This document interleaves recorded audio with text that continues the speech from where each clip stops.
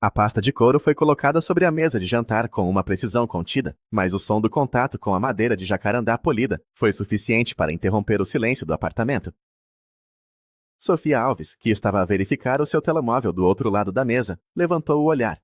Ricardo Mendes sentou-se na sua cadeira habitual, o seu rosto impassível, como sempre acontecia, quando discutia assuntos que considerava puramente transacionais. Tinha 50 anos, mas a sua disciplina com o exercício físico e a sua atenção ao vestuário faziam-no parecer mais jovem. O seu fato, feito por medida, não tinha um único vinco, mesmo depois de um dia de trabalho no Centro Financeiro de São Paulo. Ele abriu a pasta e retirou uma pequena pilha de documentos, alinhando-os perfeitamente paralelos à borda da mesa. Sofia, com 47 anos, observou seus movimentos. Conhecia aquela meticulosidade. Era a mesma que ele aplicava aos seus investimentos, às suas rotinas matinais, à organização da sua adega. Durante 22 anos de casamento, essa precisão tinha sido a base da sua vida em comum, uma força estabilizadora. Agora parecia ameaçadora. Precisamos de assinar isto, disse Ricardo, a sua voz neutra, desprovida de qualquer inflexão emocional.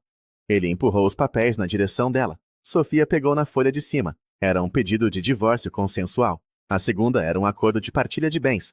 Ela leu as cláusulas iniciais. O documento estipulava que ela receberia uma quantia única e uma pensão alimentícia por um período de 2 anos. O montante da pensão era modesto, suficiente para cobrir as despesas básicas de uma pessoa. A quantia única era suficiente para o depósito de aluguer de um apartamento e para mobília simples.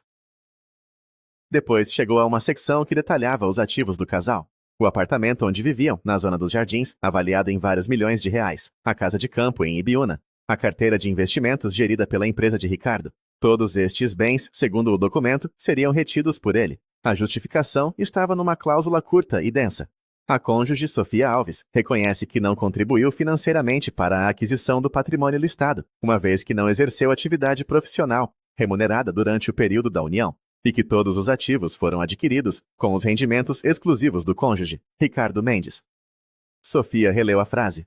O ar pareceu ficar mais denso na sala de jantar. O que é isto, Ricardo? Perguntou ela, a sua própria voz soando distante. É o procedimento padrão, Sofia, respondeu ele, sem a olhar nos olhos. Em vez disso, focou-se em ajustar a posição de um dos seus botões de punho de prata. É um acordo justo. Garante que ficas amparada enquanto te reorganizas. Já tratei de tudo. Encontrei um apartamento para ti em Muca. 2 quartos, condomínio com segurança. É um bom bairro. Muca, um bairro tradicional, sólido, mas a um mundo de distância do luxo e do status dos Jardins. Era uma descida de vários degraus na escada social, Kiriguistaki, que eles tinham subido juntos. Mas, e a empresa, a casa, tudo o que construímos? A sua voz vacilou pela primeira vez. Ricardo finalmente olhou para ela. Havia uma espécie de impaciência no seu olhar, a mesma que ele exibia quando um subordinado não compreendia uma instrução óbvia. Sofia, sejamos pragmáticos. A lei é clara. Os bens foram adquiridos com o meu rendimento. A empresa está no meu nome e no dos meus sócios. O teu nome não consta em nenhum documento de propriedade, em nenhuma escritura, em nenhum contrato social. Tu sabes disso. Sempre concordamos que era mais simples assim, para fins fiscais e administrativos. Ele tinha razão, ela sabia. Quando se casaram, ela tinha 25 anos e uma promissora carreira em relações públicas. Ele, com 28, estava a iniciar a sua própria consultoria de investimentos, a Mendes e Associados, numa pequena sala alugada na Avenida Paulista. Nos primeiros anos, os rendimentos dela eram a principal fonte de sustento da casa. Ela pagava o aluguer do seu pequeno apartamento em Pinheiros, as contas, as compras. O dinheiro dele era integralmente reinvestido na empresa. É só por um tempo, meu amor, dizia ele. Até a empresa descolar, somos uma equipa. E ela acreditava. Acreditava na sua ambição, na sua visão. 3 anos depois, quando a empresa começou a dar lucro, ele pediu-lhe que deixasse o seu emprego. Preciso de ti a tempo inteiro, argumentou ele. Não a arquivar papéis, mas a fazer o que fazes de melhor, a construir relações. Os nossos clientes não são apenas números, são pessoas. Precisamos de os receber, de criar uma rede de confiança. Tu és a cara social da empresa. E assim começou. Sofia transformou a sua casa num centro de networking. Organizava jantares para clientes potenciais, eventos de caridade que elevavam o perfil da empresa, fins de semana na casa de campo para os investidores mais importantes e as suas famílias. Ela lembrava-se dos nomes dos filhos de todos os clientes, dos seus aniversários, das suas preferências de vinho. Geriu a construção da casa de campo, supervisionando arquitetos e empreiteiros. Geriu a educação dos seus 2 filhos, que agora estavam na universidade no estrangeiro. Geriu a vida social e doméstica com a mesma precisão que Ricardo aplicava às finanças, libertando-o para se concentrar exclusivamente no crescimento do negócio. A sua contribuição não era paga com um salário, mas era o óleo que mantinha a complexa engrenagem do sucesso de Ricardo a funcionar sem atritos. Isso não foi trabalho? Perguntou Sofia, a voz agora firme. As dezenas de jantares, as viagens, a gestão das 2 casas, a criação de uma imagem de estabilidade e sucesso que era crucial para os teus negócios. Isso foi o teu papel como minha esposa? Respondeu Ricardo, com uma frieza que a atingiu como um golpe físico. Uma esposa que, devo acrescentar, desfrutou de um estilo de vida muito confortável. Roupas, viagens, carros, nada te faltou. Ele fez uma pausa, depois tirou o telemóvel do bolso, abriu uma fotografia e virou o ecrã para ela. Uma mulher mais jovem, talvez no início dos seus 30 anos, sorria para a câmara. Tinha o cabelo loiro e um olhar ambicioso. Estavam num barco, com o mar de Angra dos Reis ao fundo. Esta é a Beatriz. Ela é analista sênior na empresa. Vamos morar juntos. Ela compreende o meu mundo. A frase, ela compreende o meu mundo, pairou no ar. Sofia sentiu uma onda de náusea. O mundo dele. O mundo que ela tinha ajudado a construir, tijolo por tijolo social, e do qual estava agora a ser formalmente expulsa. Tens uma semana para desocupar o apartamento, continuou Ricardo, guardando o telemóvel. Os teus pertences pessoais serão embalados e enviados para o novo endereço. Não te preocupes com a logística. Ele levantou-se, ajustou o casaco e dirigiu-se para a porta do escritório que tinha em casa. Lê os documentos com atenção, Sofia, e assina. Tentar lutar contra isto em tribunal será um desperdício de tempo e de dinheiro. O teu dinheiro. O acordo que estou a oferecer é mais generoso do que qualquer juiz te concederia. A porta do escritório fechou-se, deixando Sofia sozinha na vasta sala de jantar, com os papéis que definiam o fim da sua vida, como a conhecia. Ela olhou em volta para o apartamento, para os quadros nas paredes que ela tinha escolhido, para a porcelana no aparador que tinha herdado da sua avó, para a mesa onde tinha servido refeições a homens, que depois assinariam contratos de milhões com o seu marido. Tudo aquilo, ao que parecia, não lhe pertencia. A sua contribuição, o seu trabalho de 22 anos, tinha sido apagado com uma única cláusula num documento legal. Na manhã seguinte, Sofia contactou uma advogada especializada em direito de família, recomendada por uma antiga colega da universidade. A doutora Helena Campos recebeu-as no seu escritório, no Itaim Bibi. Era uma mulher na casa dos 50, com um olhar perspicaz e uma maneira de falar direta. Sofia explicou a situação, detalhando o seu papel na construção da imagem e da rede de contactos da empresa de Ricardo. A doutora Helena ouviu pacientemente, fazendo anotações num bloco de notas. Quando Sofia terminou, a advogada suspirou. Senhora Alves, a sua história é, infelizmente, muito comum. O que a senhora descreve é uma contribuição imaterial. É real, é valiosa, mas é extremamente difícil de quantificar e provar em tribunal. Mas foi um trabalho, foi a minha carreira, insistiu Sofia. Eu compreendo, mas a lei opera com base em provas documentais, contratos de trabalho, recibos de vencimento, transferências bancárias, registros de propriedade. O seu marido foi muito astuto, ou muito bem aconselhado. Ao manter tudo em seu nome, e ao não lhe pagar um salário formal, ele criou uma fortaleza legal à volta do patrimônio. Então não há nada a fazer. Podemos tentar argumentar que a senhora teve uma participação efetiva na sociedade, de facto, mesmo que não no papel. Podemos tentar provar que a sua contribuição foi essencial para o sucesso do negócio. Mas será uma batalha longa e cara. Ele tem recursos financeiros quase ilimitados para contratar os melhores advogados. Teremos de reunir testemunhas, clientes dele, que estejam dispostos a testemunhar a seu favor. O que é improvável, pois não vão querer indispor-se com ele. Os custos do processo poderiam facilmente consumir a quantia que ele lhe está a oferecer. A advogada olhou para Sofia com simpatia. O acordo que ele propõe é insultuoso do ponto de vista moral, mas do ponto de vista estritamente legal é defensável. A minha recomendação, como sua advogada, é que aceite o acordo, mas que tentemos negociar uma melhoria. Talvez uma pensão por um período mais longo ou uma quantia única maior. Uma guerra total em tribunal, neste momento, seria financeiramente ruinosa para si. Sofia saiu do escritório da advogada, sentindo-se ainda mais desamparada. A lei, que deveria proteger os justos, parecia estar do lado de quem tinha sido mais calculista. Nos dias seguintes, o apartamento tornou-se um território estranho. Uma empresa de mudanças, contratada por Ricardo, veio embalar os seus pertences. Eram eficientes e impessoais. Embalaram as suas roupas, os seus livros, as fotografias dos filhos. Tudo o que constituía a sua identidade pessoal cabia em 20 e poucas caixas. O resto, a mobília, a arte, os objetos de decoração, ficou. Eram parte do patrimônio, e o patrimônio pertencia a Ricardo. No último dia, quando as caixas já tinham sido levadas para o apartamento em Muca, Sofia caminhou pela casa vazia da sua presença. Passou pelo quarto dos filhos, agora silencioso. Pela cozinha, onde tinha testado centenas de receitas para os seus jantares. Pela sala de estar, onde o riso dos convidados ainda parecia ecoar. Ela sentia-se como um fantasma na sua própria vida. Antes de sair, o seu telemóvel tocou. Era a sua sogra, Lúcia Mendes. Lúcia era uma mulher de 80 anos, viúva há mais de uma década. Vivia numa casa antiga e elegante no Pacaembu. Ao contrário do filho, Lúcia era uma pessoa de poucas palavras, mas de grande profundidade. A sua relação com Sofia sempre fora cordial, mas distante. Lúcia nunca se tinha intrometido nos assuntos do casal, mas Sofia sempre sentira no seu olhar uma observação silenciosa e inteligente. Sofia, querida, o Ricardo contou-me, disse Lúcia, a sua voz frágil, mas clara ao telefone. Gostaria que viesses visitar-me, hoje, se possível.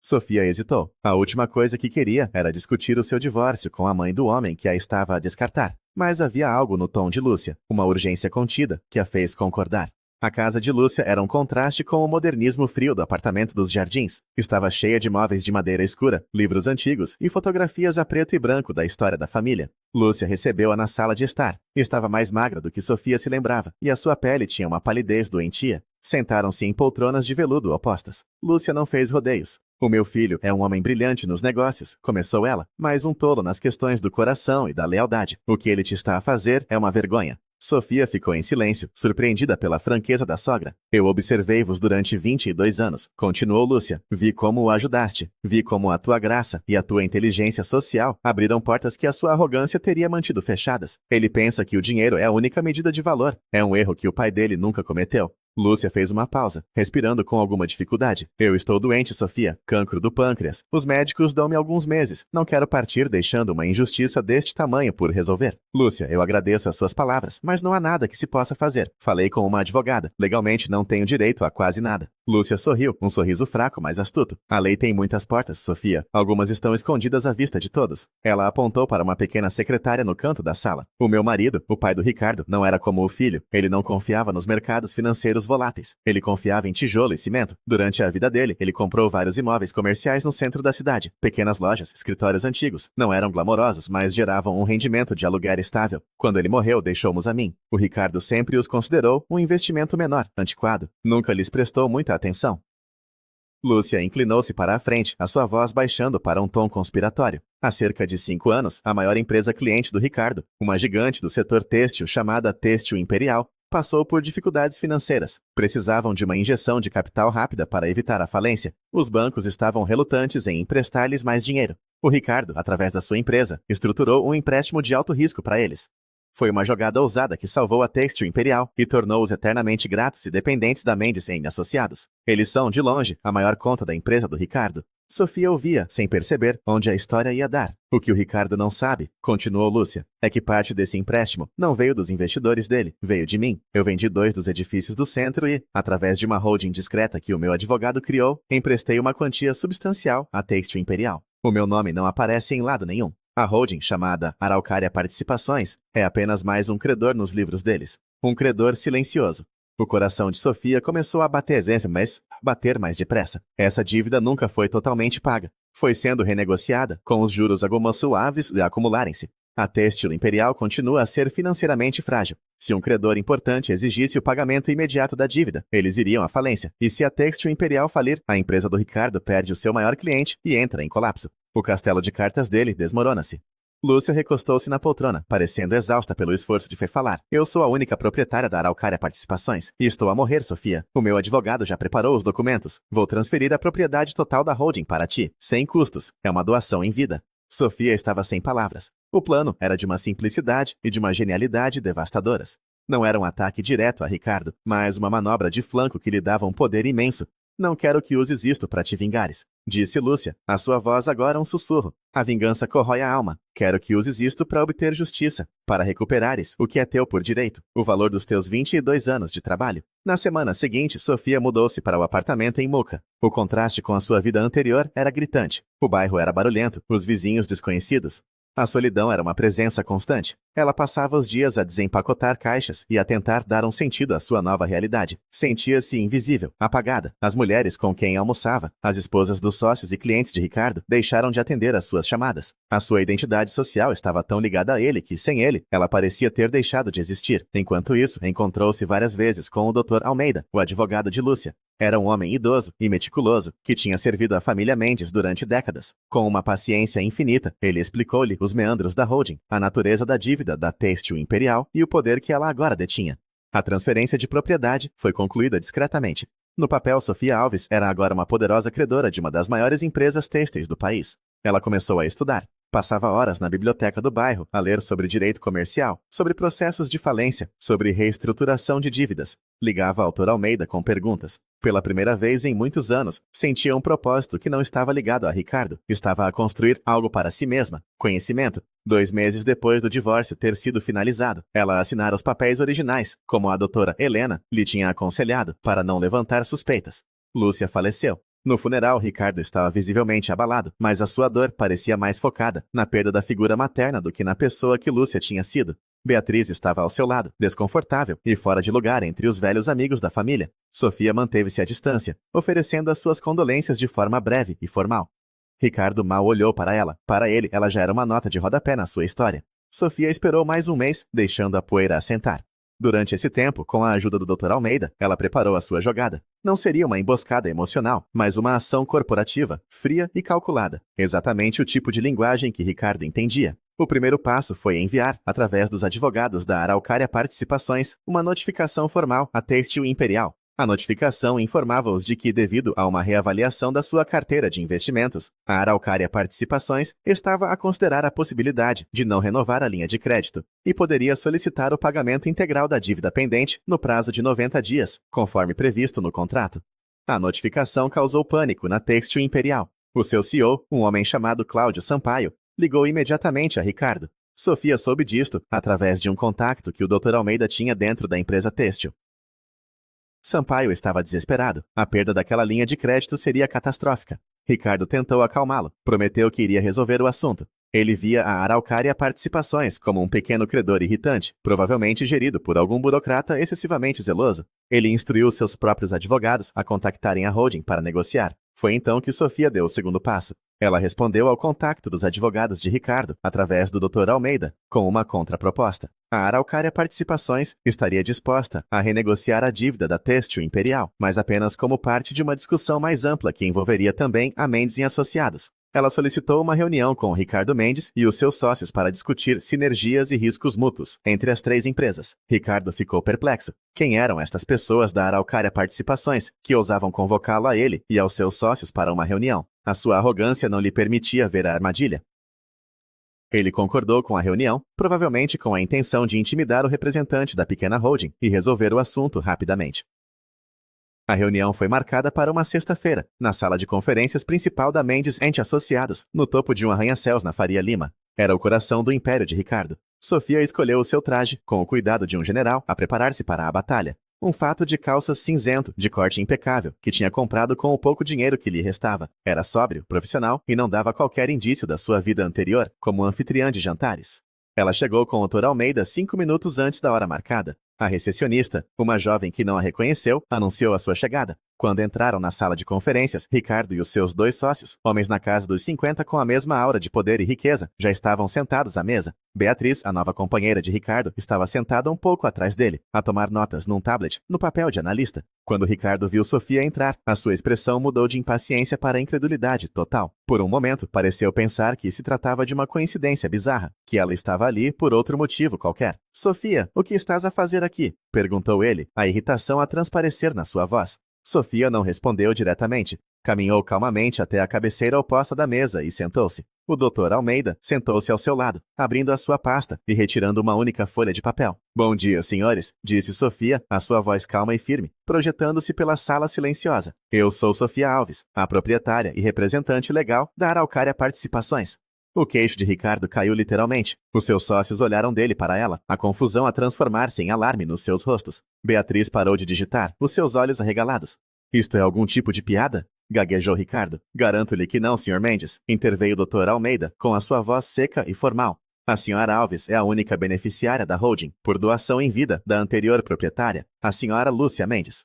A menção ao nome da mãe pareceu atingir Ricardo como um soco. A cor desapareceu do seu rosto. Ele compreendeu instantaneamente a magnitude do que estava a acontecer. A sua própria mãe tinha armado a arma, que estava agora apontada ao coração do seu negócio. Sofia assumiu o controle da conversa. Como sabem, a Araucária Participações é uma credora significativa da Têxtil Imperial. E a Têxtil Imperial é, segundo os vossos próprios relatórios anuais, responsável por aproximadamente 40% do volume de negócios da Mendes em Associados. A nossa posição dá-nos a capacidade de, legalmente, desestabilizar o vosso cliente mais importante, o que teria um efeito dominó catastrófico sobre a vossa empresa. Um dos sócios de Ricardo, um homem chamado Fernando, falou pela primeira vez. O que é que você quer, Sr. Alves? A sua voz era ríspida, mas continha uma nota de pragmatismo. Ele já estava a calcular os danos. O que eu quero é uma compensação justa pelos 22 anos de trabalho não remunerado que dediquei a construir a fundação sobre a qual esta empresa foi erguida, disse Sofia, olhando diretamente para Ricardo.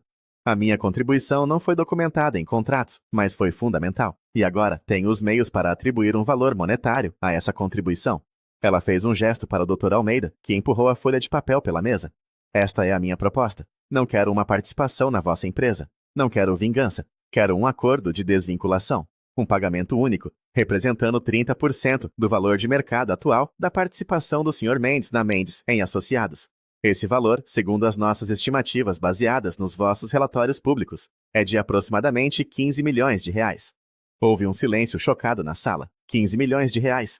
Era uma quantia astronômica. Você está louca, sibilou Ricardo. Eu nunca vou pagar isso. Você não tem escolha, Ricardo, disse Sofia, o seu tom ainda perfeitamente calmo. Se não aceitarem a minha proposta, na segunda-feira de manhã, a Araucária Participações executará a dívida da Têxtil Imperial. Eles entram em incumprimento. Os vossos outros investidores entram em pânico. O valor da vossa empresa cai a pique. Os senhores, disse ela virando-se para os sócios, perdem dezenas de milhões por causa da recusa do vosso sócio principal em resolver um assunto pessoal que ele, imprudentemente, trouxe para o mundo dos negócios. Ela tinha-os encurralado. Os sócios olhavam para Ricardo com fúria. A sua vida pessoal, a sua arrogância, tinham colocado todo o seu patrimônio em risco. A lealdade deles era para com o seu dinheiro, não para com ele. Dê-nos um tempo para discutir, disse Fernando, o sócio, levantando-se. Ele agarrou Ricardo pelo braço e puxou-o para um canto da sala. A discussão deles foi um sussurro violento e sibilante. Beatriz observava, impotente, o seu mundo a desmoronar-se. A sua aliança era com o Ricardo poderoso e rico, não com o homem que estava a ser desmantelado pela sua ex-esposa. 20 minutos depois, eles voltaram à mesa. O rosto de Ricardo estava cinzento, a sua postura derrotada. Aceitamos, disse Fernando, falando por ele. Vamos precisar de tempo para liquidar os ativos e fazer o pagamento. Terá de ser estruturado ao longo de 6 meses. Isso é aceitável, respondeu Sofia. O Dr. Almeida irá redigir o acordo. Assim que a primeira parcela for paga, a Araucária Participações assinará um novo acordo de longo prazo com a Têxtil Imperial, garantindo a sua estabilidade, e eu desaparecerei da vossa vida empresarial para sempre. Sofia levantou-se. Olhou uma última vez para Ricardo. Não havia triunfo no seu olhar, apenas uma resolução tranquila. Ela tinha feito o que precisava de ser feito, tinha recuperado o seu valor. Ao sair da sala, seguida pelo Dr. Almeida, ela não olhou para trás. O som da porta a fechar-se atrás dela foi o verdadeiro fim do seu casamento. Não o documento de divórcio, mas aquele momento em que ela saiu da sala de conferências, não como uma vítima, mas como a arquiteta do seu próprio resgate. Nos 6 meses seguintes, o acordo foi cumprido. As transferências foram feitas para uma conta que Sofia abriu em seu nome. Com a primeira parcela, ela comprou um apartamento elegante, mas discreto, em Higienópolis. Usou parte do dinheiro para ajudar os seus filhos a pagar os estudos, garantindo que eles não dependeriam do pai. A notícia do acordo espalhou-se discretamente pelos círculos financeiros de São Paulo. A história foi contada em sussurros, com uma mistura de admiração pela audácia de Sofia e desprezo pela arrogância de Ricardo. A sua reputação ficou permanentemente manchada. A sua relação com Beatriz não sobreviveu ao escândalo e à diminuição do seu poder. Os seus sócios forçaram-no a reduzir a sua participação na empresa para cobrir as perdas. Sofia, por outro lado, começou a reconstruir a sua vida, mas nos seus próprios termos. Com o capital que agora possuía, ela abriu a sua própria empresa. Uma consultoria boutique de relações públicas e organização de eventos, especializada em criar as mesmas redes de contato e a mesma imagem de prestígio que ela tinha construído para Ricardo. Mas desta vez, o nome na porta era o seu, Alves Comunicação Estratégica. Ela contratou uma pequena equipa de mulheres talentosas, muitas delas mais velhas, que, como ela, tinham sido afastadas do mercado de trabalho. O seu primeiro cliente foi a Têxtil Imperial, que a contratou para refazer a sua imagem corporativa após a crise. O seu trabalho foi tão bem sucedido que outros clientes se seguiram. Um ano depois daquela reunião fatídica, Sofia estava no seu próprio escritório, com vista para o Parque Trianon. O seu negócio era próspero. Ela não era mais definida pelo seu casamento ou pelo seu divórcio. Era definida pelo seu trabalho, pela sua competência, pela sua resiliência. Às vezes, ao final do dia, ela olhava para a cidade, a iluminar-se, e pensava em Lúcia. A sua sogra não lhe tinha dado apenas dinheiro ou poder. Tinha lhe dado a oportunidade de se redescobrir, de lutar e de vencer usando a mesma inteligência e graciosidade que sempre tivera, mas que o mundo e o seu próprio marido se tinham recusado a valorizar. A justiça, ela percebeu, não era algo que se recebia, era algo que se construía, por vezes com planos traçados em silêncio, à espera do momento certo para serem executados. E o seu momento tinha chegado.